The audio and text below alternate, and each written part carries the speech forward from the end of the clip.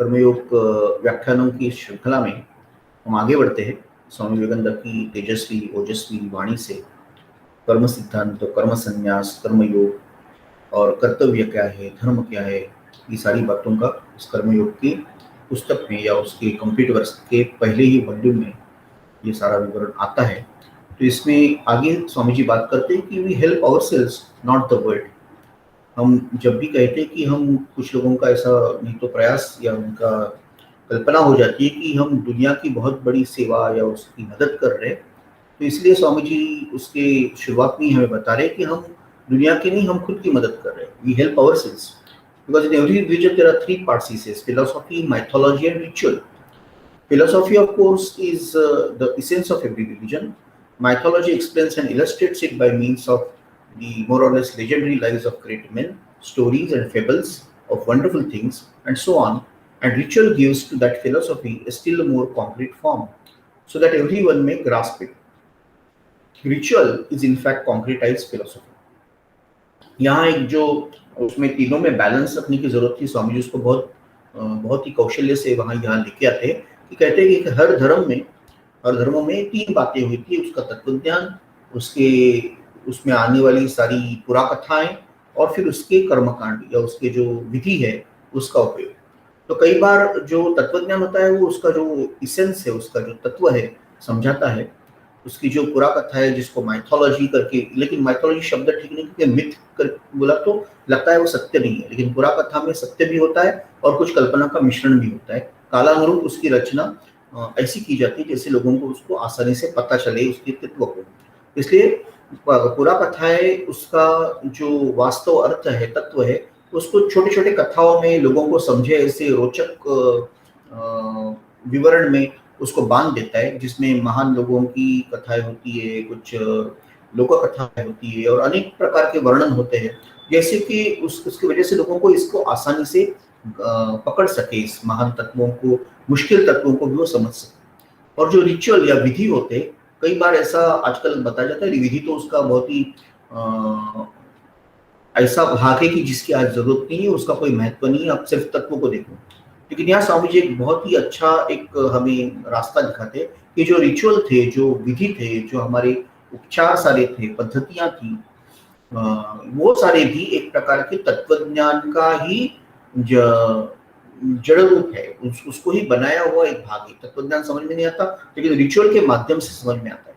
जैसे हम पूजा विधि करते, मान लो आप अर्घ्य देते तो आप समर्पण की भावनाएं, यज्ञ करते तो आप किसी प्रकार से एक सृष्टि चक्र को आप दिखाने की कोशिश करते हैं, आप भगवान तक पहुंचने के लिए आपको कोई एक संदेश वाहक लगता है, इसलिए अग्नि को आप माध्यम लेते हैं।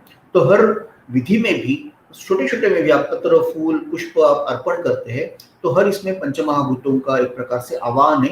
लेकिन ऐसे किया है कि सामान्य लोगों का हाथ, उनका गंध ज्ञान, उसका ध्वनि ज्ञान, उनका दृष्टि ज्ञान, हर एक का उपयोग वो सारे विधियों में हर अपने sense they are used for understanding the things. So it's a complete understanding. It's not something like a superficial part of the religion as some of the people think now. Because and ritual is the karma. इसलिए कर्मयोग की व्याख्यान है, इसलिए उसमें ritual के बारे में वो एक क्लैरिटी हमको देते हैं कि कर्म से कर्म करना जो भाग है वो रिचुअल में आता है, इसलिए वो भी इम्पोर्टेंट है। और कर्म करते करते कर्मयोग करना है to understand abstract spiritual things until we grow more spiritually. जो वैसे उनका उन्नयन हो गए, उनको ज्ञान की तरफ सीधे जाने दो। जिनको संभव नहीं वो कर्म की तरफ से, कर्मकांड की तरफ से उसकी तरफ जाने की कोशिश करते हैं। इसलिए सारे वेदों की रचना में भी हमें लिखता है, संहिता है, उसमें ब्राह्मण है, उसमें बाद में अरण्यक और उपनिषद है। वो सबको एकदम सीधे के सीधे ज्ञानकांड में दिया नहीं है, पहले कर्मकांड होते, उनको समझ में आता है, धीरे धीरे उनके आगे की चीज उनको दी जाती है। इस प्रकार से रचना है। And therefore, symbols are of great help. Whenever you are doing rituals, whenever you are doing think of this karma kanda, having symbols, चिन्ह होने का एक अपना एक बहुत महत्वपूर्ण है। कई चिन्ह जो है इमोरियल टाइम से, अनादिकाल से कुछ चिन्ह सारे धर्मों में है। और स्वामी यहाँ बहुत सुंदर बता रहे, कुछ चीज जो है वो चिन्ह की वजह से अच्छी तरह से समझ में आती है। There is another sense that everything in universe may be looked as a चिन्ह only. God has created different symbols, and that is what is this universe. This whole universe is nothing but a symbol. And God is the essence which is behind it. This kind of symbology is not simply the creation of man. It is not that certain people belonging to a religion sit down together and think out some symbols, and bring them out as if out of their existence from their minds. तो चिन्हों की जो रचना होती है वो हमेशा एक ऊपरी स्तर से, चेतना के स्तर से वो आती है। उनके पीछे भगवान खुद होते हैं। सारे विश्व का एक रचना, उसका विचार और उसके पीछे की जो महान एक प्रकार की धारणा है, ये सारी शक्ति, ये सारा संकल्प उसके पीछे होता है। ऐसे नहीं कि कुछ विद्वान लोग ऐसे ही बैठे एक जगह पे और सबने मिलके सोचा हाँ ये इसको चिन्ह बनाएंगे, इसको चिन्ह बनाएंगे, ऐसा नहीं होता है। चिन्हों का अपना symbols of religion have their natural growth organically. वो अपने परंपरा से या जैविक पद्धति से वो अपने आप आ रहे हैं, जिसने उसको इंटेलेक्चुअली मैन्युफैक्चर नहीं किया है। ये बहुत इंपॉर्टेंट पार्ट यहाँ स्वामी जी हमको बताते हैं। And they have got association with some ideas of the mind, and almost everyone has got that, every symbol has got it. And that's why some symbols, because they are connected with this psychology part, even Carl Jung has talked about the symbols and the archetypes and the Indian, all Eastern thoughts, including the Indian especially, are the thoughts connected with all these archetypes and the psychological significance of that. And that's why in all religions, whether it's Christianity or Mohammedan or the Judaism or the Vedic religion or the Vaishnavism and Shaivism, certain symbols, or Buddhism, Jainism, you will find that all the symbols, some symbols are coming common. Jesse cross, he says that cross was found in Aztecs and the Phoenicians and the ancient civilizations much before, when as a symbol it was used for the crucifying of the Savior, and then it became a symbol of the Christianity. But it is not that it was only coming into the fore only from Christianity. Much before Christianity, Swamiji says that all ancient religion, the Mayan, the Aztecs, and the Mesopotamian, or the of course the Eastern religions, they all have got this symbol of two lines crossing each other. It's a adhik, you can say adhik, or you can say cross, or you can say whatever name you may give to that. It actually signifies too many things actually, because when you're putting two lines across each other at the right angle, it shows all the four directions, it shows the space, it also shows the point which is intersection of all the directions. There is something at the center of all the diverting things or divergent things. So when a symbol is made, it comes from the higher realms of our consciousness. It is not intellectually thought of by some people, no matter how great gifted intellectuals may be. They do not do it. They only try to interpret and use it afterwards. It's actually seen, or it is already there existing much before all the organized religions came into the being. So ancient Babylonians or Egypts and all, every place in Buddhism also it is found. Swastika is another, it is just an extension. They say it's also adhik and it's also two cross lines, but there are these four things are again going in the four different directions in the form of a swastika. So it's like not only the Indian or Vedic symbol, but all over places, including Buddhist places or the places where ancient Babylon and the Egypt was there, all these symbols will be found. And therefore, all these symbols could not have been purely conventional. There must be some reason for that, some natural association between them and the human mind. तो ऐसा नहीं कि ये कुछ एक परंपरा रूढ़ी है इसलिए वो हो गए। उनका और मानवीय मन का कुछ गहरा नाता है। मानवीय मन के किसी पटल पे, किसी चेतना के स्तर पर उसके अपने एक चिन्ह बनते हैं। उसी को प्रकट जगत में, जड़ जगत में उनको किसी प्रकार से लोगों ने पत्थर में बनाया, उसको धातु में बनाया, उसी को किसी मंदिर में सोचा, मस्जिद में, गुरुद्वारे में या गिरजाघर में सोचा, किसी पर्वत पे उसको बनाते गए, किसी गुफा में बनाते गए, किसी भुर्ज पत्थर पे बनाया या किसी ताम्र पत्थर पे बनाया, किसी शिलालेख में आ गए। तो ये सारी हम जानते हैं कि जब गुफा में मनुष्य रहते थे तो उनके पहली भाषा का प्रयोग तो चिन्हों में ही होता था। बाद में लिपि आ गई, बाद में वर्णमाला आ गई, लेकिन पहले तो चिन्ह की भाषा में ही कई सारी संस्कृतियां तो चिन्ह की भाषा तक ही सीमित थी और आज भी है। तो इसलिए ये जो सिंबल्स है उसके एक तो रेशा और वक्र रेशा और वर्तुल और चौरस और इस सब के सिंबल होते हैं, या तो फिर वो ध्वनि के रूप में भी सिंबल हो सकते हैं, साउंड सिंबल्स या कलर सिंबल्स। तो डेफ एंड डम पीपल कैसे सोचेंगे, उनके लिए तो साउंड सिंबल या कोई कलर सिंबल या ऐसे अलग अलग प्रकार के लोगों के लिए अलग अलग ये सिंबल्स बनाए गए। इसलिए संस्कृत तत्वज्ञान जो है इसमें बहुत सुंदर नाम दिया, नाम रूप। एक नाम होता है और एक उसका रूप होता है, एक फॉर्म होता है और उसका एक डेसिग्नेटेड, उसका एक प्रकार से आइडेंटिटी रहती है या नाम होता है। इसलिए it is impossible to create a convention of system of symbols as it is to create a language. And in the words ritualistic symbols, ऐसे भाषा का प्रयोग भी हमारे उच्च प्रतलों से ही आया है, ऐसी भाषा या ऐसे शब्द नहीं बनते। और इसीलिए वैदिक भाषा के शब्द सब जगह मिलते हैं, वैदिक चिन्ह सब जगह मिलते हैं। एक तरह से जो तत्वज्ञान, जो संस्कृति मानवीय चेतना के उच्च और सबसे अच्छे स्तर तक जा सकी, और सबसे निम्न और सबसे गहरे खाई में भी जाकर ऊपर आ सकी, उसी को ये ज्यादा से ज्यादा सिंबल्स या भाषा के प्रयोग समझ में आए। और इसलिए हमको लगता है कि भारत पूरे विश्व भर है।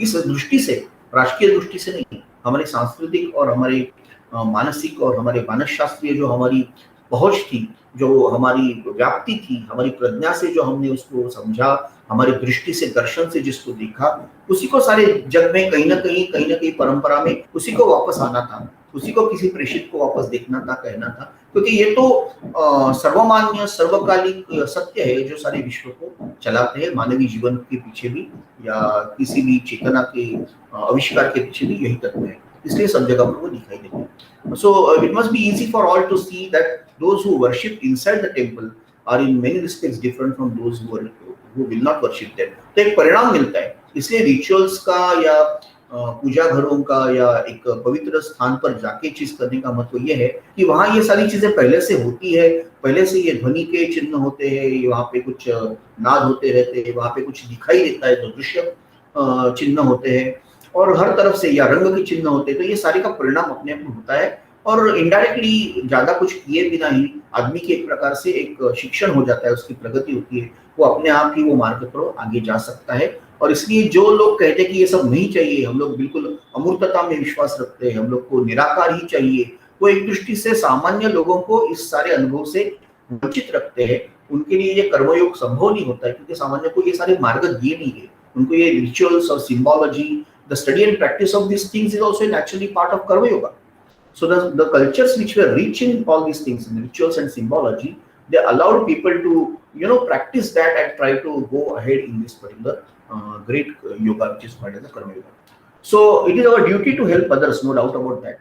We should do good for the people, good for the world. Why should we do good to the world? You may feel that we do it for making world better. But actually that's not the case. Swami says, but really to help ourselves. We should always try to help the world. That should be the highest motive in us. But if we consider well, we find that the world does not require help at all. The world was not made that you and I should come and help it. ये और एक अच्छा मुद्दा वहाँ पे वो रखते हैं कि बहुत लोगों को लगता है दुनिया की मदद करनी है, दुनिया की मदद, ये अच्छा आदर्श और बड़ा आदर्श सबको रखना चाहिए कि हमें सारे समाज का काम करना है और सारी विश्व का काम करना है, मानवता का काम करना है। लेकिन ये करने से वास्तव में देखा जाए तो उनको आपकी कोई जरूरत नहीं है। ये विश्व ऐसे ही चलता रहेगा, ये मानवता ऐसी ही चलती रहेगी। ये करने से आपको अपने आप को मदद कर रहे, अपने आप को आप कुछ और अच्छा बना रहे, इसलिए ये चीज कर रही है। The only help that we get is the moral exercise. The world is neither good nor evil. Each man can manufacture his own world for himself. If a blind man begins to think of the world, it is either as soft or hard, or as cold and hot. We are a mass of happiness or misery. We have seen that hundreds of times. Our lives have come and gone. As a rule, a young person is optimistic and the old is pessimistic. तो हर एक की अपनी अपनी एक दुनिया, हम हर अपनी दुनिया बनाते हैं। जिसको कुछ दिखता नहीं है वो हर चीज को अपने स्पर्श से एक दुनिया बना देता है, या उसके उष्णता से वो गर्म है या ठंडा है, वही वो देखता है, क्योंकि वो देख नहीं पा रहा है। उसी प्रकार से अपने अपने अनुभूति के कक्षा की मर्यादा के अनुसार अपना अपना विश्व हम बनाते हैं। तो उसको मदद करने की कल्पना इतनी ही सीमित है कि उसकी वजह से हम अपने आप को ही ज्यादा नीतिमान या ज्यादा शक्तिमान बनाते हैं। अध्यात्म की ओर हमें जाने के लिए वो एक सहायक होता है। जब हम छोटे होते, युवा होते, तो हर कोई बहुत आशावादी होता है। जैसे हम बूढ़े हो जाते जाते हैं वैसे ही निराशा आती जाती है। एक युवा को लगता है कि सारा जीवन मेरे आगे है और मैं कुछ भी कर सकता हूँ, और जो बूढ़े हो जाते हैं वो बोलते हैं कि सब कुछ किया लेकिन कुछ भी नहीं हुआ, इतनी सारी मेरी कल्पनाएं और इच्छाएं थी, कुछ पूरा नहीं हुआ, आया दिन गया दिन और सारी संघर्ष में रहा। तो ये दोनों भी अपने आप में एक प्रकार से मूर्खता की बात करें। Swami ji says both are foolish nevertheless. Life is good or evil according to the state of the mind in which you look at it. It is neither by itself, it is neither worthless, it is not having a lot of worth, it is neither pessimistic nor optimistic, it is not something which is great hope for you, it is also not the great hopelessness for you. So you see where you are and what you are looking from it, and that is what you will be looking into it. So fire by itself is neither good or evil. वो उदाहरण देते हैं, अग्नि अपने आप में बहुत अच्छा बहुत बुरा भी नहीं है। आप जिस प्रकार से उसको रखते हैं, जिस प्रकार से उपयुक्तता उसमें देखते हैं और करते हैं, या तो उसको बहुत सुंदर यज्ञ हो सकता है, या तो आपके हाथ भी जल सकते हैं, या तो खाना भी पका सकते हैं। Everything is in itself not good और not bad. It is the way we look at it and we feel that it is good and bad. That is same for the world also. It is as it is perfect. There is nothing to be done about that. By perfection, it means that it is fitted so that it can meet its ends. And so we may all be perfectly sure that it will go on beautifully well without us. We did not bother our heads wishing to help it, nor we should try to find out how it cannot be done. Everything is going to go as it is. Yet we have to do something good. We have to try to do something good, because by doing that, we are able to help ourselves. So when we get a privilege to help someone, do not stand on the high pedestal and take the 5 cents in your hand and say, hey, look, the poor man, this is what I'm giving you. But actually you should be grateful that the poor man is there. Because of that, you are getting a feeling that I can give him something. Because of that, you have got a feeling that you are better than him. So be if having a person with a lot of modesty who will see that I am blessed because I am able to give you something. So Swami ji कहते हैं कि आप दे रहे तो उसमें ही आनंद पाइए कि आपको देने की एक जगह मिल गई है। भगवान ने आपको ऐसा बनाया कि आप कुछ दे सके। ऐसे नहीं कि आप बड़े उच्च स्थान पे बैठ के बोले कि देखो मेरे पास ये सब है, मैं आपको दे रहा हूँ। इस प्रकार के बोलने में कुछ अर्थ नहीं है। तो you build the hospitals, make roads, erect charity asylums, you may organize charity and collect $2 or $3 million. ये सब आप कर सकते हैं, लेकिन फाइनली क्या होगा उसका क्या, उससे सारी दरिद्रता दूर हो जाएगी, रोग दूर हो जाएंगे? ऐसा कुछ भी होने वाला नहीं। एक हवा का झोंका है, mighty wind will come, 5 minute में सारी बिल्डिंगें ध्वस्त होती है। हमने देखा है भूकंप में, या जो बड़े बड़े तूफान आते हैं उसमें हर कुछ बह जाता है, उड़ जाता है, नष्ट हो जाता है। एक आग आती है, उसमें सारा एक शॉर्ट सर्किट हो जाता है, पूरी बिल्डिंग ध्वस्त हो जाती है। और एक ज्वालामुखी आता है, उसमें सब चला जाता है। कहाँ रह गया? क्या आपने काम किया था, कहाँ वो रह गया? किससे क्या बन गया? कुछ नहीं होता है। तो इससे ये सब करते करते जब आप when you are helping it, actually you are doing something good for yourself. You actually have to give that. You owe that particular act to that beggar or any other person. So charity actually should not create pride in you. It should create just a feeling that, okay, I have done something which ultimately has created a good feeling in me. So I don't have to really think about what has happened to that or whether he is deserving it or not. You are also not deserving to give that. You have given it, you forget it. So the world will take care of it. The Almighty will take care of it. And because He does not, so unhappiness comes to us. So why should we expect anything in return for what we do? आप क्या आपने जो किया उसके बारे में आप क्या मिलेगा इसके बारे में क्यों सोचते हैं? आप कुछ भी मत सोचो। आपको देना था, आपने दे दिया।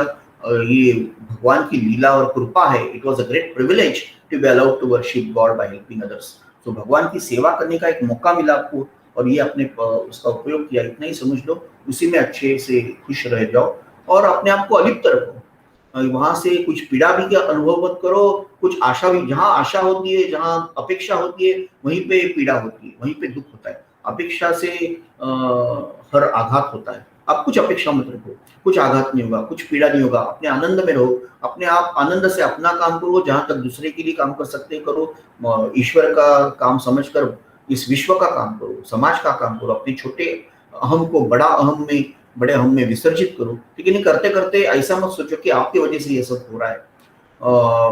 और ये मतलब एक छोटी कथा उसमें भी बताते हैं, जैसे स्वामी जी का सब कथा में ही आगे जाने की एक प्रवास है, बहुत सुंदर प्रवास है। तो ये कथा एक छोटा एक मतलब बिल्कुल गरीब आदमी था, and he understood that there is a ghost, and if you are able to have him in the command, and then he can do everything for you. So that ghost is going to help you in almost everything. He has got so many powers. So then he was bestowed that particular boon by one particular sage. That okay, you will get all these powers, and the sage asked him what he would do with the ghost. So then the beggar said that first I want the ghost to work for me, to teach me how to get hold of all these things. The story goes ahead. So ultimately the ghost actually came to the you can say command of this person, and then this person has to give some work to him. That is the condition kept, that he should never be kept idle.